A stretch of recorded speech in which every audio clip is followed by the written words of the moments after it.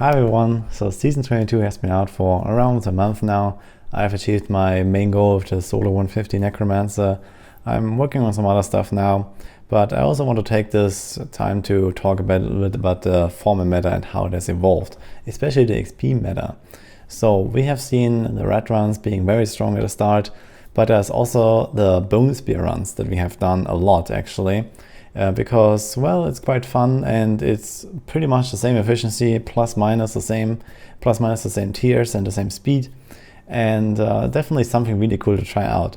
So instead of doing the regular rat runs, what we have been doing is a bone spear, either with triple support with a ZDH and a Z Monk and a Z Barb, or with rats basically replacing one of the rats with a bone spear Necromancer.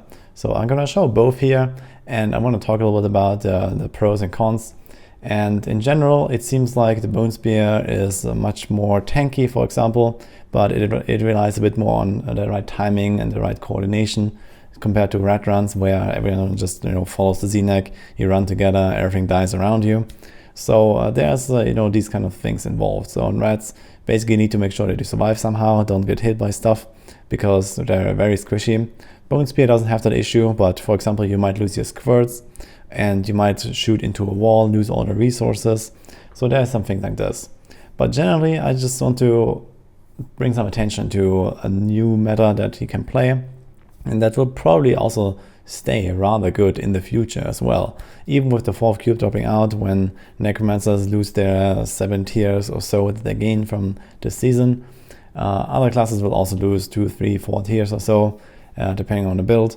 So overall, it's still going to be one of the best builds and was one of the best metas for the future, unless we can see some kind of big change or some really huge new update to some set or something. So that might happen. It will most likely happen. We'll see.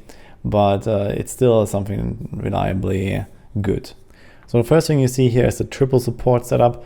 I've been playing as a ZDH. We had a Monk here to provide easy squirts uptime and some damage reduction, some damage boosts.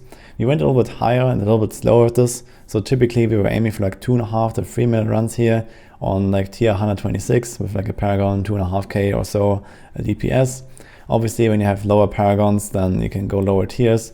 But Bone Spear is very strong even with basically no Paragons. So even if you remove all the Paragons from the DPS here, you can probably do the same on 118, 120 or something like that, as long as your gear is kind of good and you play the setup optimally. There's definitely a very fun way to run speeds, because the Bone Spear is very satisfying. Even if you play the support, you can see those big impacts, everything exploding sometimes when you have the Crispin convention, maybe even Power Pylon combo, and you just insta one-shot yellow packs or something.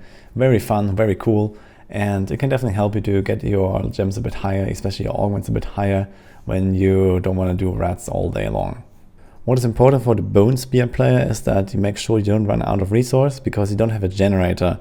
So typically you replenish your resources from Devourer, so you numlock Devourer with the resource cost reduction rune, and make sure that you don't run to 0, because then you can't attack anymore, you can't kill anymore.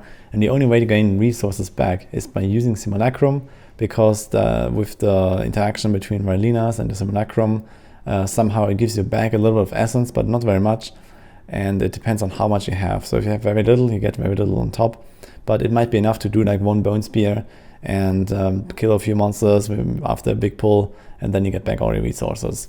Or you have to die. So when you die, you refill all your resources too. Generally, that doesn't really happen unless there's like some major mess up. And for us, after learning the setup a bit, it was never really an issue.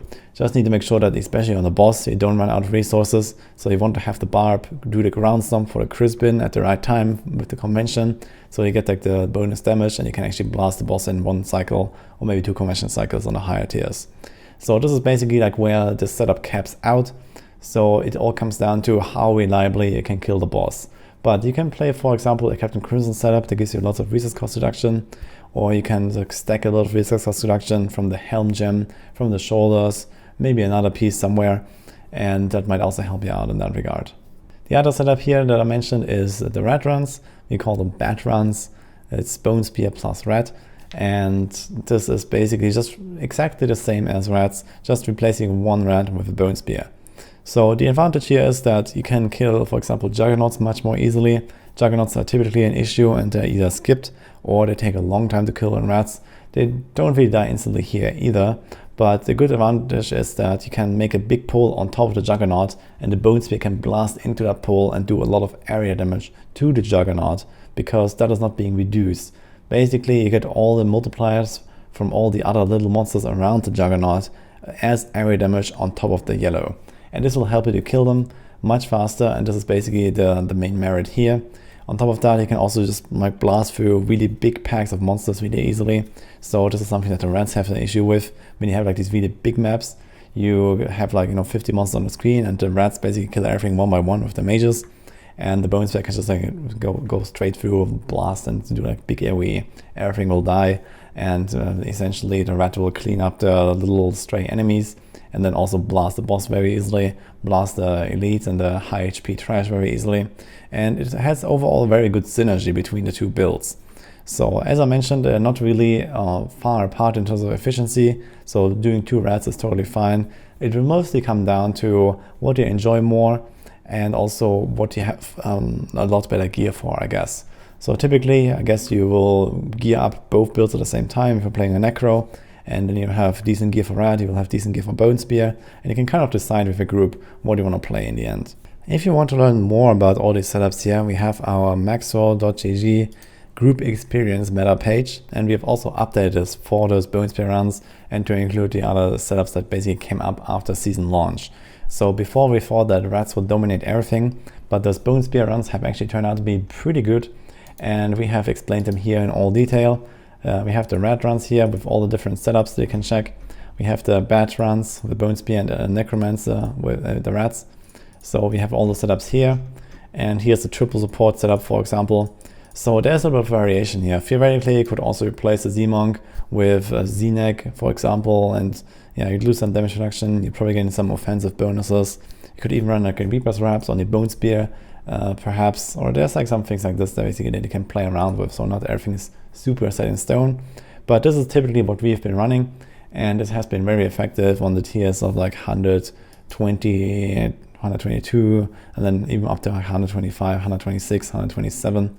So this is kind of like the range where you want to farm at. If you're curious about the different setups, we have all the guides here on Maxroll. Just go to the guide section, you can select a class, you can go to like the Bone Spear guide, for example. I also made my own video explaining the Bone Spear in detail, so go check that out if you like. And I hope you enjoyed this little overview here, and maybe that will also give you a little bit of a direction for the rest of the season of what to farm, how to farm, and yeah, hope you enjoyed this video. See you guys next time.